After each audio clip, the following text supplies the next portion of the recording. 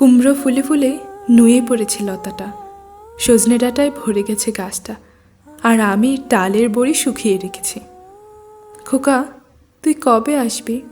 কবে ছুটি?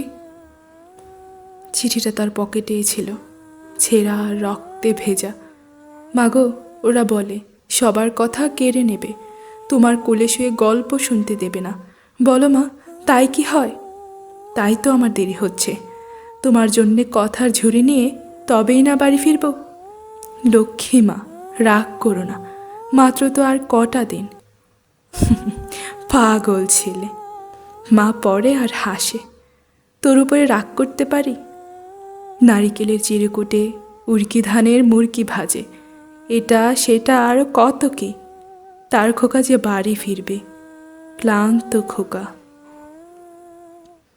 কুমড়ো ফুল শুকিয়ে গেছে, ঝরে পড়েছে ডাটা, পুইলতাটা নেতানো। খোকা এলি? ঝাপসা চোখে মা তাকায় উঠানে উঠানে, যেখানে খোকার সব শকুনিরা ব্যবচ্ছেদ করে।